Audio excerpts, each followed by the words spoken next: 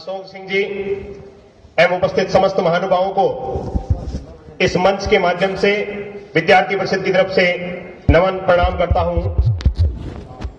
माफ करना मित्रों, मैं कोई राजनीतिक पार्टी से नहीं हूं और मैं जिस राष्ट्रवादी विचारधारा के लेकर के आपके सामने खड़ा हूं, मंत्री महोदय भी मंच पर विराजमान है, मुझे कुछ कड़वी बातें बोलने का अधिकार है, मैं बोलूंगा, अगर आपको बुरा लगे तो माफ करें। शिवगंज महाविद्यालय का यह कार्यक्रम भी बड़ा विचित्र कार्यक्रम हुआ है। मंत्री जी, आप खुद इस कार्यक्रम के साक्षी हैं। सर्वप्रथम कॉलेज प्रशासन ने हाथ खड़े कर दिए कि कार्यक्रम नहीं होगा। हमको बड़ा ताज्जुब हुआ कि विद्यार्थी परिषद का अध्यक्ष जीतता है तब कॉलेज में कार्यक्रम नहीं होगा, और 10 सालों से जब विद्यार्थी परिषद नहीं जीतती थी तब विद्यार्थी परिषद के अंदर ऐसे संस्कार नहीं थे कि उन्होंने कहा कि यह कार्यक्रम नहीं होना चाहिए। हमने तो हर बार कहा यह कार्यक्रम होना चाहिए, लेकिन इस बार अगर कोई एक प्रतिनिधि जीत गया और उसने कह दिया कार्यक्रम नहीं होना चाहिए, तो प्रिंसिपल और कॉलेज प्राचार्य ने और कॉलेज के समस्त लोगों ने हाथ खड़े कर दिए कि कार्यक्रम नहीं होना चाहिए। ये लोकतंत्र की परिभाषा नहीं है। प्राचार्य महोदय माफ करें, मैं शिक्षकों का बहुत सम्मान करता हूं और ये मैं नहीं बोल रहा हूं, आपके एजुकेशन कमिश्नर ने कहा है कि कोई प्राचार्य कॉलेज कैंपस में छात्र संघ उद्घाटन को मना ही नहीं कर सकता। और मैं दूसरी कड़वी बात बोल रही हूं, माननीय मंत्री महोदय, आप राज्य सरकार का नेतृत्व करते हैं इस मंच के माध्यम से, आप शिक्षा मंत्री कालीचंद जी से भी मिले हैं। मैं एक और संदेश देना चाहता हूं, हम विद्यार्थी परिषद के कार्यकर्ता है, कोई आतंकवादी नहीं है।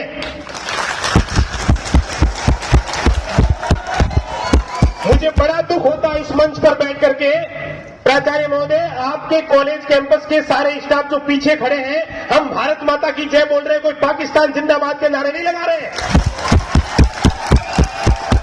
और मंत्री महोदय, ये सामान्य बात नहीं है, ये राज्य सरकार का अपमान है।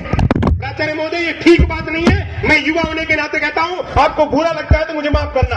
आपके सारे अतिथियों को अगर यहाँ आए हैं, अगर राज्य सरकार के प्रतिनिधि तो यहाँ पर आए हैं, तो आपके सारे शिक्षक यहाँ विराजमान होने चाहिए थे। हमारे कार्यकर्ताओं ने कब उनका अपमान कर दिया? हमने हमेशा गुरुजनों का सम्मान किया है, लेकिन ये जिस तरह की परंपरा इस कॉलेज में आप शुरू करना चाहते हैं, हम कतई इसको स्वीकार नहीं करेंगे। मेरा दूसरा एक और निवेदन है, माननीय मंत्री महोदय, आप लंबे समय बाद इस कॉलेज कैंपस में आए हैं। इसी विधानसभा से जिन्होंने पहले विधानसभा के अंदर शिवगंज का प्रतिनिधित्व किया है, मुझे बहुत कड़े और दुखद के साथ कहना पड़ता है, ये सरस्वती का मंदिर है और इसी शिवगंज का आपका पूर्व विधायक ये कहता है कि इस कॉलेज कैंपस में तो मैं चाहूंगा वो होगा, अगर गदा भी खड़ा करूंगा तो जीतूंगा। क्या ये उसकी परिभाषा है? महोदय माफ करना, ये सरस्वती का मंदिर है और यहाँ पर सरस्वती के पूजक पूजे जाते हैं। यहाँ पढ़ने वाले लोग कोई गधे या कुत्ते नहीं है जिनको इस परिभाषा के साथ संबोधित करें, और साक्षी है हमारी इस कार्यकर्ता स्टेज। मैं 10 साल से जो कड़वे शब्द नहीं कहना चाहता था वो इस मंच के माध्यम से बोल रहा हूं। हम लोग चुपचाप सहन करते हैं तो हम लोग सहनशील हो गए, और आपको अगर एक राष्ट्रवाद की बात करते हैं तो हम सारे के सारे असहिष्णुवादी हो गए। ये कहां की परिभाषा इस देश के अंदर? ये चीजें स्वीकार नहीं होगी। मुझे माफ करना, मैं युवा के नाते इस मंच पर बोल रहा हूं, मुझे बीजेपी और कांग्रेस का नेतृत्व नहीं करना है। मैं अखिल भारतीय विद्यार्थी परिषद का कार्यकर्ता हूं, और पूछिए इस बहन कोमल से, अर्जुन से और मेरी विद्यार्थी परिषद की उस टीम से कि 10 साल में कितना प्रताड़ित हुए मेरे कार्यकर्ता इस कॉलेज कैंपस के अंदर। अरे अगर भारत माता की जय बोलना गुनाह है, वंदे मातरम की जय बोलना गुनाह है, शिक्षकों का अपमान सम्मान करना गुनाह है, माता पिता की पूजा करना गुनाह है, सरस्वती की पूजा करना गुनाह है, तो हम सबसे बड़े गुनहगार होने में गर्व महसूस करेंगे। लेकिन इस देश का दुर्भाग्य है मित्रों, बड़ा दुख होता है ऐसी परिस्थिति के अंदर, इस देश के अंदर कुछ लोग बोलते हैं तो लोग कहते हैं असहिष्णुता बढ़ गई इस देश के अंदर। 9 जुलाई 1949 को जिस संगठन अखिल भारतीय विद्यार्थी परिषद की स्थापना हुई, हम इस देश में असहिष्णुता बढ़ाने के लिए खड़े नहीं हुए। 9 जुलाई 1949 को जिस संगठन की स्थापना हुई थी, इस देश में 3 तरह की विचारधाराएं काम करती है। एक विचारधारा वो है जो चाइना की जय जयकार करती है और जिसको कम्युनिस्ट के नाम से, लाल सलाम के नाम से हम लोग जानते हैं, जिसको भारत माता की जयकार से कोई लेना देना नहीं है। दूसरी विचारधारा वो है जिन्होंने 60 साल के इतिहास में इस देश के नौजवान को शिवाजी को नहीं पढ़ने दिया, महाराणा प्रताप को नहीं पढ़ने दिया, और पढ़ाया क्या? अकबर की गुलामी। इसलिए इस देश के अंदर ऐसे लोग खड़े हो गए। मान्यवर, अगर 60 साल की सरकार ने इस देश के नौजवान को चंद्रशेखर आजाद को पढ़ाया होता, भगवान श्री राम को पढ़ाया होता, भगवान श्री कृष्ण को पढ़ाया होता, शिवाजी को पढ़ाया होता, तो मजाल था किसी आमिर खान की कि वो बैठ करके देशद्रोही बयान दे दे।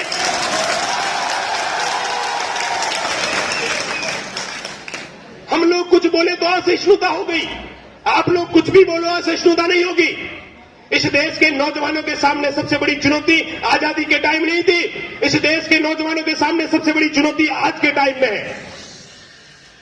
मंत्री महोदय, मैं एक बात को लेकर के बड़ा खुश हूं और मेरी पूरी टीम और विद्यार्थी परिषद खुश है, और मैं गर्व के साथ कहना चाहता हूं, मैंने तो 30 वसंत देखे जीवन के, आपने बहुत वसंत देखे जीवन के, और आपसे भी बुजुर्ग यहां पर साफे वाले लोग विराजमान हैं। मैं बड़े गर्व के साथ आपकी सरकार को कहना चाहूंगा कि 60 साल 70 साल के इतिहास में ऐसा पहली बार हुआ है जब अमेरिका और ब्रिटेन की धरती पर भारत माता की जयकार और वंदे मातरम के नारे लगे। ये कोई सामान्य बात नहीं है, लेकिन इस चीज को कोई स्वीकार नहीं करेगा। इस देश में मुंबई के अंदर लोग सड़कों पर लाशें बिखरती हैं, तब कोई अपना पुरस्कार नहीं लौटाता है। इस देश में सरेआम सिखों को भून दिया जाता है, तब कोई पुरस्कार नहीं लौटाता है। इस देश के अंदर दिल्ली को 3 दिन तक आतंक के साए में रखा जाता है, तब कोई पुरस्कार नहीं लौटाता है।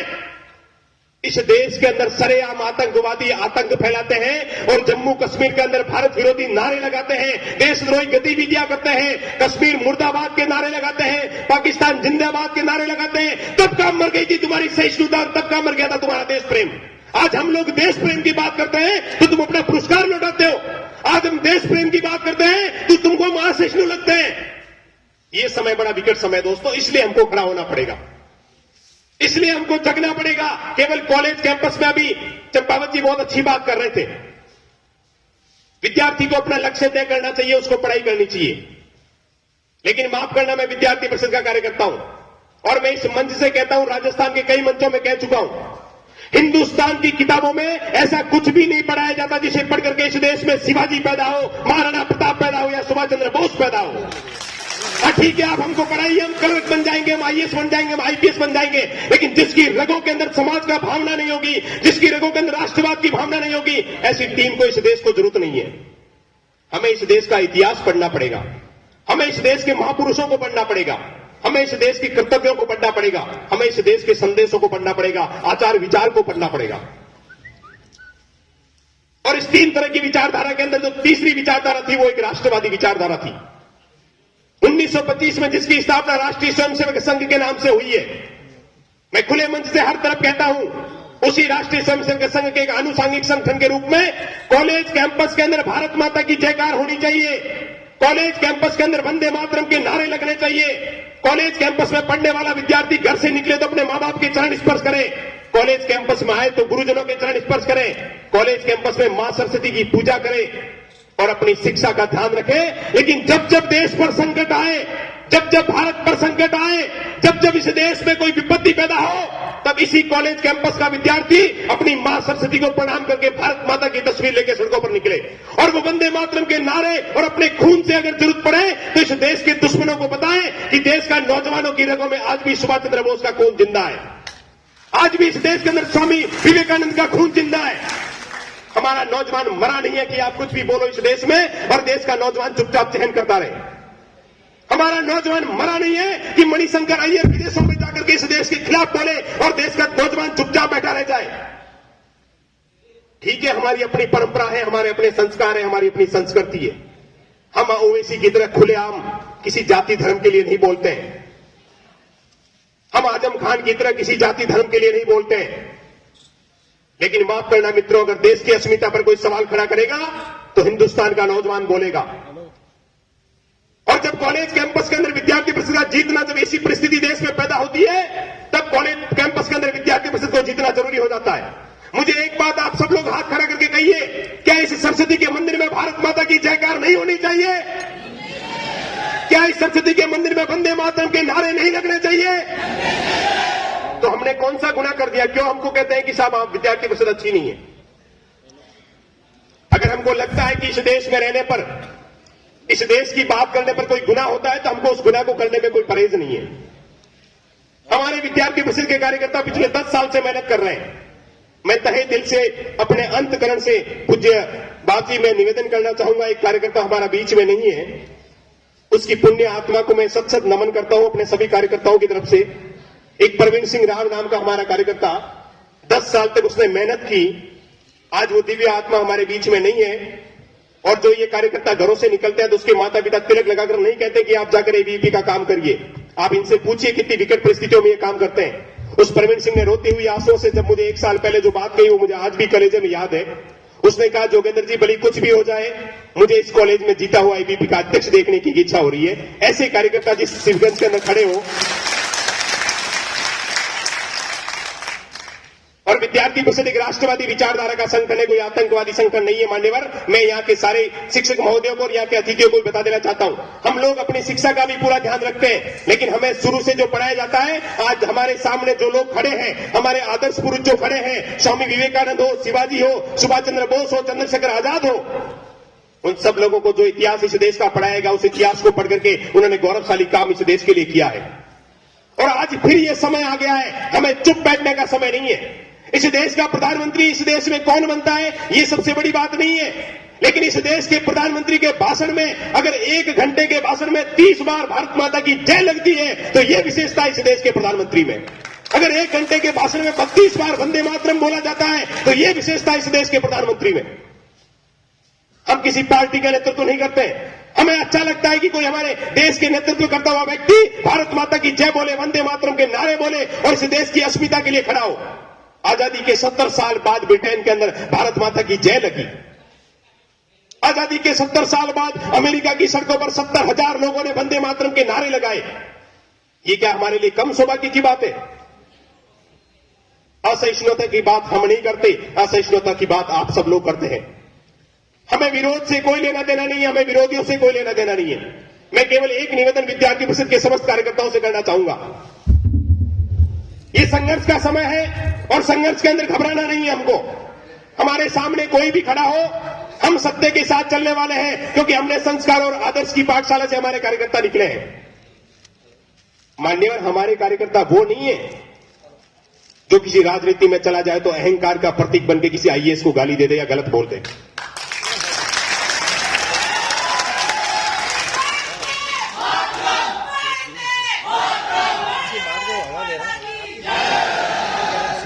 हमारे कार्यकर्ता संस्कारों के अंदर बनते हैं और संस्कारों में बड़े होते हैं।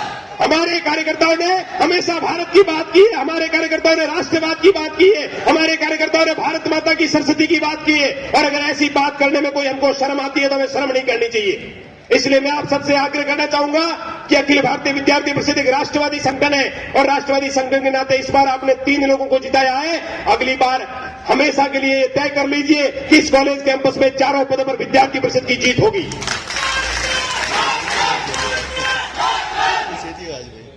मंत्री जी का व्यस्त कार्यक्रम है, मन में बहुत आगे मंत्री महोदय, लेकिन मैं उन सबको कहने का इतना समय मेरे पास नहीं है। मेरे कुछ कार्यकर्ता है जिन्होंने 10 साल से मेहनत की, मैं उनके नाम पुकार रहा हूं, अगर वो उपस्थित हो तो मंच पर खड़े हो, एक बार खड़े हो जाएं। कोमल परियार, पंकज कुमावत, अर्जुन मीणा, सुरेश कुमार, नरपत राजपुरोहित, नरेश कुमार, विक्रम सिंह, दीपक अग्रवाल, मितेश अग्रवाल, डिंपल परियार, पाणिनी सोलंकी, पायल परियार, नौपारा मेघवाल, जितेंद्र सिंह राणावत, कमल सिंह राव और संजय कुमावत। मैं चाहूंगा जोरदार तालियों से इनका स्वागत और अभिनंदन करें। ये वो लोग हैं जो समाज सेवा को, राष्ट्र सेवा को सर्वोपरि मानते हैं। मैं एक बार पुनः सारी टीम को बधाई देना चाहता हूं, नरपत को बधाई देना चाहता हूं, उसके जीते हुए समस्त पदाधिकारियों को बधाई देना चाहता हूं।